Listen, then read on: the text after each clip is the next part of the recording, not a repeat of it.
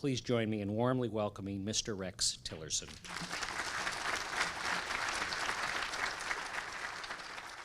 Well, thank you so much, Rob. It really is a pleasure to be here with you this morning and have the opportunity to share with you a few of my thoughts on scouting and why it is so important to our country and why your community needs scouting. You know, it's just so cliche to say it's needed like it's never been needed before. I mean, you hear that about so many things that people are passionate about. But I think, you know, for the past 100 years, scouting has met a need in two particular areas. It's met a need in values, and it's met a need in skills. And skills are both particular skills of how to do things, but more importantly, leadership skills, and I'm going to talk more about both of those. But when I say it's needed like it's never been needed before in this country, because now it's not just a need in those areas.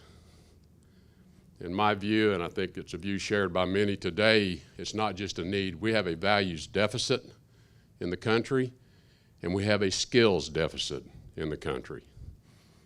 And scouting for more than 100 years has been addressing both of those needs. And I want to talk about how we do that and why we've been successful, and hopefully get your commitment to help us continue to do that. So on the values front, tell you a little bit about myself and scouting. I'm an Eagle Scout, as you heard. I'm the middle of 3 generations of Eagle Scouts. My father's an Eagle Scout, and my youngest son is an Eagle Scout. I joined scouting at the age of 8, joined Cub Scouts. That was the earliest you could join scouting. My mother was my den mother. I then went to Boy Scouting, had a wonderful Boy Scout troop in Stillwater, Oklahoma, where I earned my God and Country Award first, then my Eagle Award.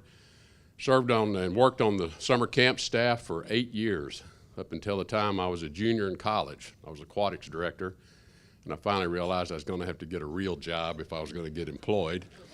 So I had to give up my scouting summer camp experiences and begin to co-op with a steel company. And then I joined Exxon Mobil in 1975, as you heard. But scouting has been a part of my life, and it is who I am. It defines who I am. It defines my value system. It defines the way I lead. It defines the way I think about people. It defines the way I think about the challenges that we confront. And I tell people that the values you learn in scouting, you can get those values perhaps from family. You can get some of those values from church. You can get some of those values from other inspiring people. What scouting does is we operationalize those values. We teach young people how you actually take those values and use them in your day-to-day life and apply them. And what are those values? Well, they're really articulated well in the Scout Oath and the Scout Law. And I'm going to share with you my Scoutmaster Minute that I use with a lot of Scout troops and groups when I talk to kids, and it's about the Scout Oath and Scout Law. Now, everyone, you know, has seen the Scout sign, 3 fingers. Why 3 fingers? Because the 3 elements of the Scout Oath are duty to God and country, duty to others, and duty to yourself. So first, what scouting teaches is great citizenship. You have a duty to God, you have a duty to a higher being, you understand that there's a reason and a purpose behind why you're here, and there's something bigger than all of us that's controlling that. And however these young people want to think about that, through whatever their religious affiliation is, we're fine with that. But it starts with a recognition that it's not about you. It's not about you. There's something bigger going on out there. And then a duty to this country, that whatever this country is doing, whatever direction we take, whether we like it, agree with it or not, we have a duty to this country as citizens to participate in our government, this democracy, and be active, productive, positive citizens. So duty to God and country. Then a duty to others. We have a duty to do something in our community to help others, to do something in our country to help others. That comes next. Duty to God and country first, duty to others, and then finally you have a duty to yourself. You have a duty to keep yourself physically strong, mentally awake, and morally straight, because you cannot fulfill your duty to God and country or your duty to others if you don't fulfill your duty to yourself. So that's where it all starts, is teaching young people to understand that. And, you know, this doesn't occur to them when they're growing up. But every Monday night, troop meeting, they're going to raise that hand, they're going to say that oath, and they're going to get those 3 values are going to get planted right up there. And then we teach them a Scout law. And I tell them, you know what I want you to do is take those 3 parts of the Scout oath, and I want you to make a 3-legged stool out of them. Duty to God and country, duty to others, duty to self. Because as you grow up, in particular as you become a teenager and a young adult, there's going to be a lot of stuff get thrown at you. A lot of people are going to want to pull you this way. They're going to pull you that way. They're going to tell you, come over here, take this shortcut. It's okay to cheat over here. It's all right to do that. You get up on that 3-legged stool, and then you take the Scout law and you make a handrail around that stool. Trustworthy, loyal, helpful, friendly, courteous, kind, obedient, cheerful, thrifty, brave, clean, and reverent. And you grab hold of that Scout law handrail. And while all of this stuff is being thrown at you and buffeting you and pulling at you, you stay on that stool and you hang on to that handrail, and I promise you, everything's going to turn out just fine. And you're going to be successful, no matter what you choose to do. You know, it doesn't matter whether you're going to be a carpenter, an electrician, a policeman, a fireman, a school teacher, president of a corporation, CEO, mayor, governor, president. You are going to be okay. You're going to be a better citizen. You're going to be a better family member. You're going to be a better father, husband, member of your community. Everything's going to be okay. Now, how do you operationalize that? So I tell them, any decision that confronts you where you're struggling, go test it against your Scout law and your Scout oath. If you'll test it against that, I promise you, you will come out with a good decision. That is the operationalization of those values, and that is the value system that I have used my entire life. I continue to use it today. And believe me, it gets challenged. But I can take every decision I've had to make and test it against the Scout oath, Scout law, and that's the test for me. If it'll pass that test, then I put my head on my pillow at night and I sleep just fine, because it's all going to turn out just fine. And it always has. It always has. So first we teach them values, and we embed those values by a lot of repetition. And we capture them with the programs that we have, and of course for most of Scouting's history, it's been an outdoor-based program. We get them in the outdoors. There's a lot of magical things happening when you get kids in the outdoors, camping at night, under the stars. All of a sudden they become open to hearing some of these things in their subconscious. And we put them into early leadership opportunities with our patrol method in the troops. A group of 8 young boys led by 1 patrol leader and 1 assistant patrol leader. And guess what? Every 6 months normally it changes. And someone who was in the patrol becomes the patrol leader, and the patrol leader becomes back in the patrol. So what did they learn out of that? Well, I've often said to people, if you want to know good leadership, you have to first know good followership. What does it mean to be a good follower? And you learn that in this patrol method. Because to be a leader, what does a leader mean? It means, well, when I turn around, I look behind me and I'm going in a certain direction, I want to know everybody's behind me following me.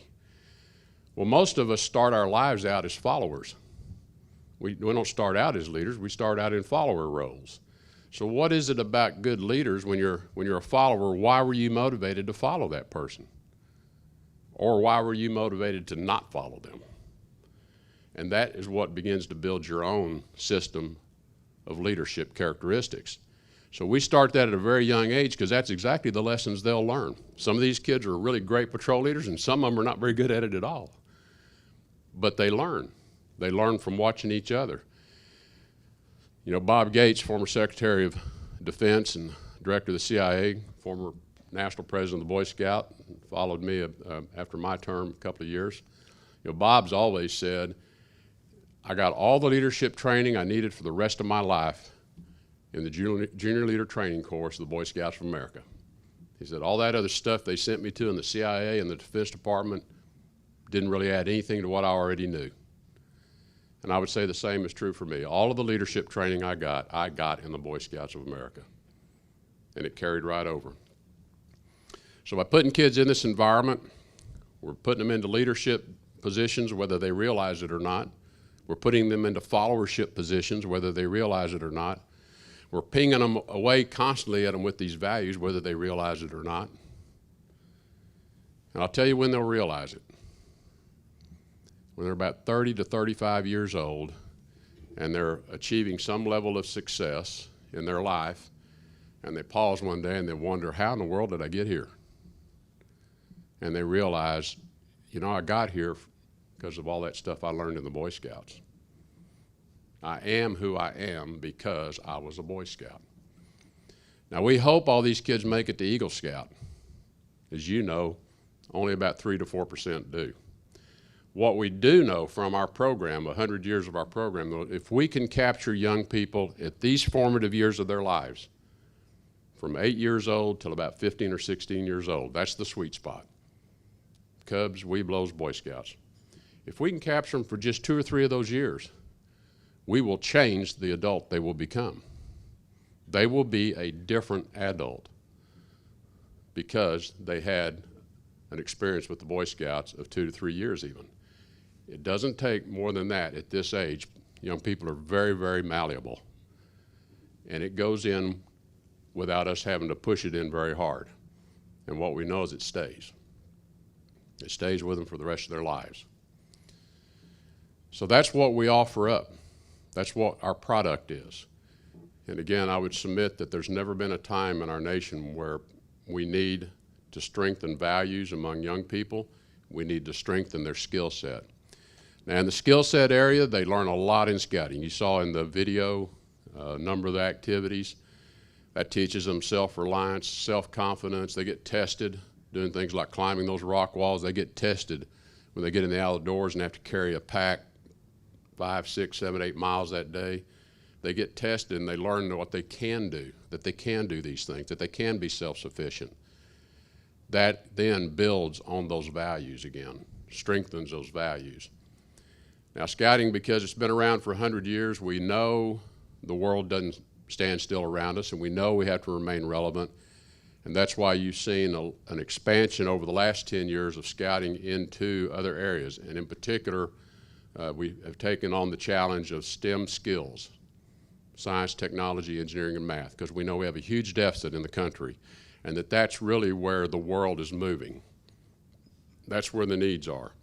So that's why now we have merit badges in robotics, astronomy, geology, chemistry, and we have a brand new merit badge, which I'm very proud of, in engineering. So again, expanding the programs that we offer to young people to just expose them to these fields. We're not going to make experts out of them, but we want to expose them to these in a way that they find interesting and engaging and exciting and fun. And I can't tell you how many young people I meet on campus when I go around and speak. And I speak to a lot of engineering schools since I'm an engineer and my role in the national academies. And how many of these young people told me, well, I majored in engineering because I earned my geology merit badge when I was in Boy Scouts. I majored in engineering because I did this in Boy Scouts, or I did this when I was part of an explorer post or a venture group.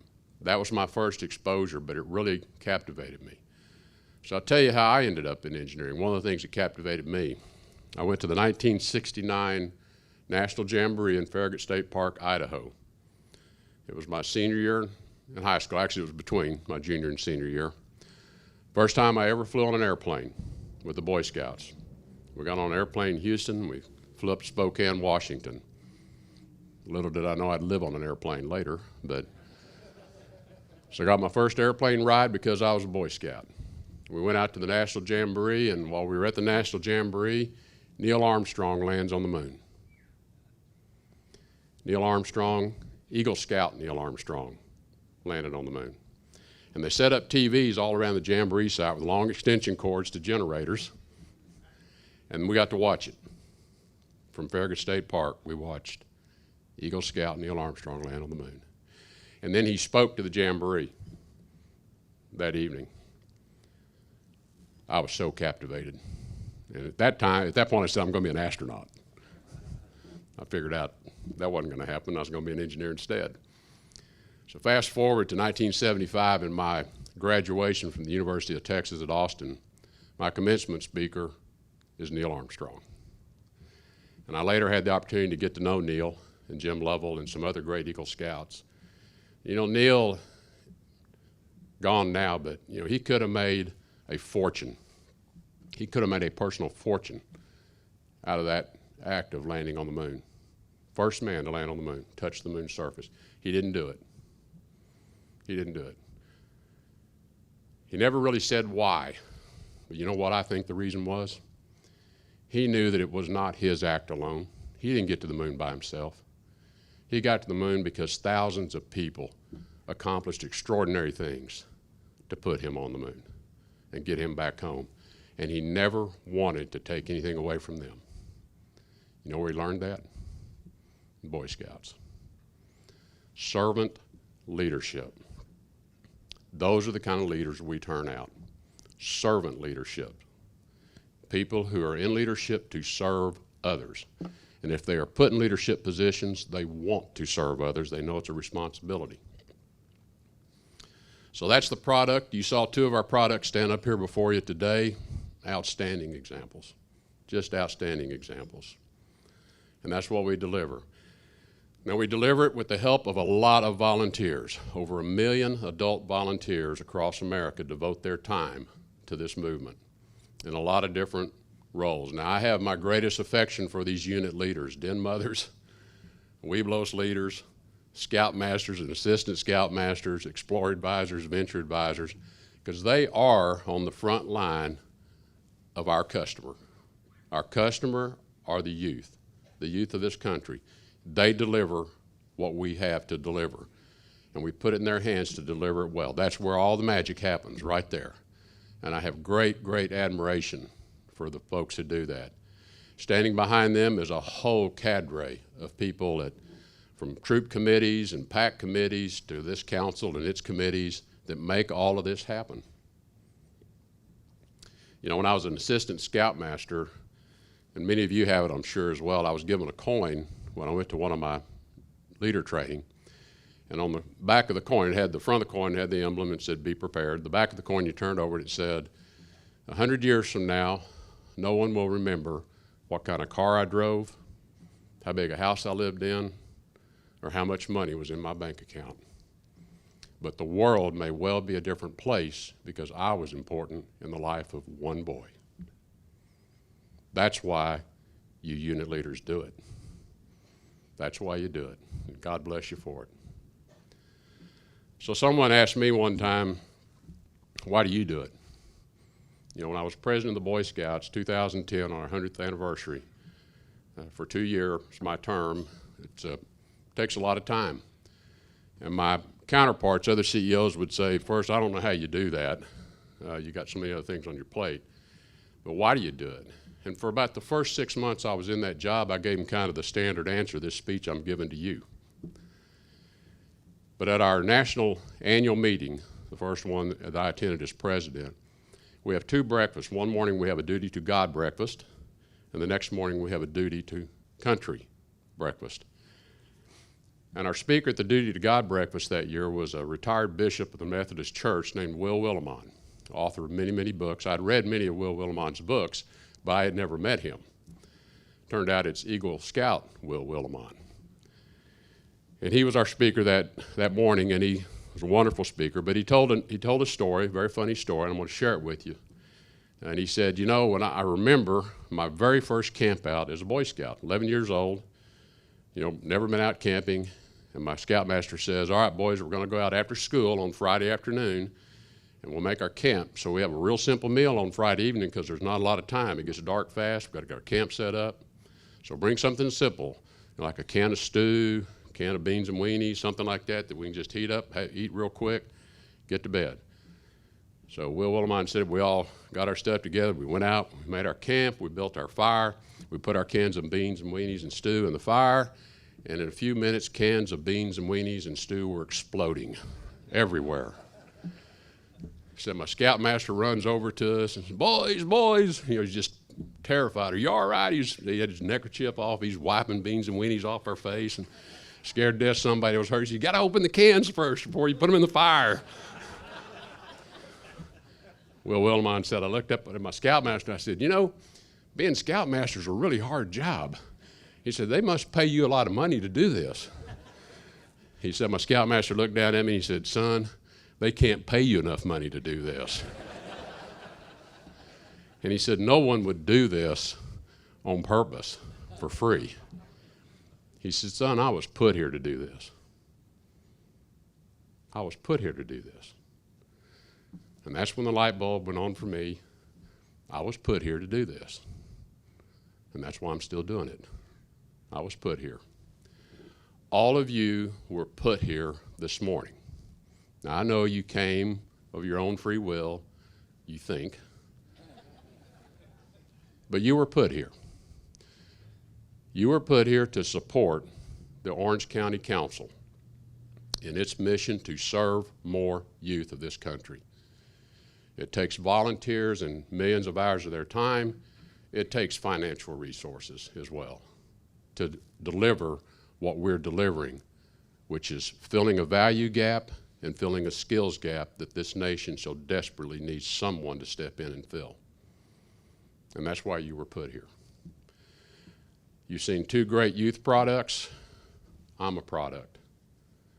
My whole life is defined because I was a Boy Scout. There is no other reason you can explain why a 64-year-old CEO who's pretty preoccupied with a lot of other things can still recite the words to the Scout Vesper. Because every night, anytime we camped out in our troop, before we went in our tents, our scoutmaster had us sing Scout Vesper.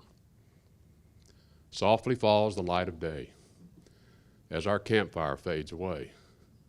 Silently, each scout should ask, have I done my daily task? Have I kept my honor bright? Can I guiltless sleep tonight? Have I done and have I dared everything to be prepared? Prepared for life, the Boy Scouts of America. God bless you. Thank you for being here.